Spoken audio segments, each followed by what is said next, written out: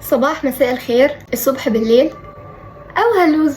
جايين بحلقة مختلفة شوية، هي مشوقة حبتين. هحكي لكم قصة، اول مرة احكي قصص، بس ليه لا. القصة دي هتبقى عن اخطر سفاح في مصر.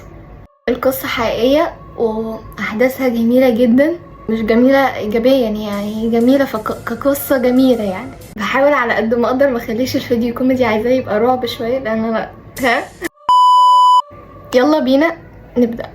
اللي بيخاف يطلع بره. القصة اللي هقولها لكم دي أرعب قصة تقريبا مرت على تاريخ مصر كله. القصة بتبدأ سنة 2011 في مصر، بالتحديد في المرج. القصة بتتكلم عن خميس الجزار. طبعا أي حاجة حصلت من الجرائم دي ما تصورتش، لأن الصحافة خبت على الصور خالص، ما حدش نزلها. تقدر تبحث في جوجل يعني. خميس الجزار ده كان فاتح محل جزارة. الجزار ده كان معروف بسمعته ان هو غشاش كبير جدا في اللحمة. كان اي حد يجي يشتري من عنده، يعني الراجل مثلا يجي يقول له انا عايز مثلا كيلو لحمة، فيقول له انا عندي حتة دين بقى لحمة، اما ايه لحم عربي اصلي. هي ولا لحم عربي اصلي ولا لحمة اصلا، يعني ما تتاكلش حقيقي. فكان معروف ان هو كان غشاش جدا، وكان بيبيع لحمة شبه فاسدة. وكان معروف بانه يقدر يقنع اي حد تتخيل، يقدر يقنعك جدا ان اللحمة دي عربي اصلي ومفيش منها اتنين، حتى لو انت شايف قدامك ان اللحمة دي فاسدة. وكان باسلوبه يقدر يقنع اي حد، وكانت الناس بتشتريها، وكان كسيب. فخلينا متفقين ان خميس ده كان يعني نصاب. ففي مرة راجل اول مرة يدخله تقريبا دخل على جزارة خميس النجار، ودخل عادي جدا وقال له السلام عليكم، انا عايز كيلو لحمة من اللي متعلقة دي. قال له عينيا اجيب لك احلى حته. فالراجل قعد يدردش مع خميس شويه، كلام جرى بعضه. في الاخر ساله اللحمه دي نوعها ايه، فرد عليه بكل بساطه قال له اللحمه دي عربي اصلي زي ما بيعمل كل مره. اللي ما كانش يعرفه خميس ان الراجل اللي كان واقف قدامه ده وهيشتري انه يعرف جميع انواع اللحوم وخبير جدا في اللحوم. الراجل بعد ما سمع الكلام ده راح بصله شويه، قال له لا يمكن دي لحمه عربي اصلي. فطبعا خميس اندهش، اللي هو ايه ده انت بتقول كده ازاي؟ راح قايل له دي مش لحمه خروف كمان، دي ممكن تكون لحمه كلاب. طبعا خميس اتعصب واتنرفز ومسكوا خناقه في بعض. في الاخر الراجل سابه وراح على مركز الشرطه، وقال له ان الجزار ده بيبيع لحمه كلاب، ولا يمكن ان دي تبقى لحمه خرفان. على طول الشرطه راحت لخميس الجزار ده، وطبعا قعدوا يحققوا معاه. جابوا دكتور خبير اللحوم علشان يكشف عن اللحمه دي. طبعا الدكتور ده خد وقت طويل جدا عبال ما يعرف نوع اللحمة دي ايه. لو عايز تعرف انا اتعلمت الرسم منين، دي رسوماتي اتعلمت على تطبيق يتم تحميله على اندرويد او ايفون. التطبيق هتلاقوه في البايو عندي، هتدوس على اللينك هتلاقي التطبيق في وشك على طول. خش اللينك بقى يا عسول.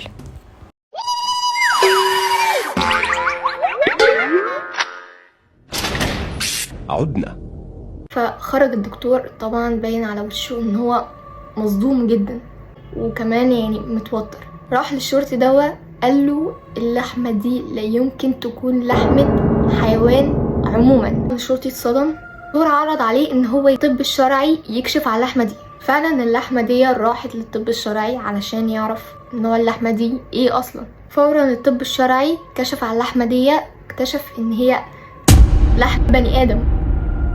طبعا اول ما الشرطه عرفت الكلام ده جابت خميس الجزار من قفاه، طبعا اجرت معاه التحريات. طبعا سالوه اسئله كتير جدا، ازاي انت تبيع لحمه زي كده؟ وفتشوا البيت بتاعه، لقوا ان الشقه بتاعته ريحتها طبعا مش هوصف، وكان فيه لحم كتير، وكان فاسد كمان من النوعيه دي، وكان متقطع في اجزاء معينه في الشقه. فورا اتقبض على خميس ده، وقعدوا يضغطوا عليه لحد ما اعترف اللحمة دي بتاعت مين.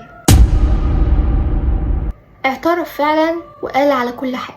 كان قبلها ب5 سنين كان بيحب واحدة، وكان رايح يتقدم لها في سنة 2006 كده، وفعلا راح وتقدم لها، لكن كانوا طالبين شوار وحاجات زي كده، فزود المهر ل100,000 جنيه علشان ما يجيبش كل الحاجات دي. وفعلا وافقوا واتجوزوا خلاص، وكانوا قاعدين بتاع 3 سنين مع بعض. يعني نقول مثلا سنة 2009. كل الفترة دي كانت مراته ما بتخلفش، اكتشفوا ان هي مش هتقدر تخلف، فخميس اتعصب واتنرفز مع انه قضاء ربنا، وكان دايما يزاولها او يحاول ينرفزها، كان دايما تحصل مشاكل ما بينهم، فهي سابته وراحت عند بيت اهلها، وكانت طالبه ان هو يطلقها، وكانت طالبه كمان منه يدفع 100,000 جنيه مهر، مديون جدا بسببها.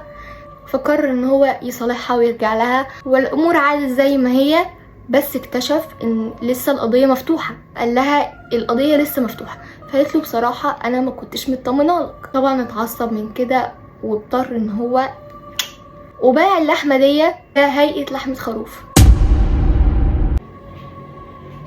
وتوته توته خلصت الحدوته. اتمنى ان تكون القصه عجبتكم، وباي.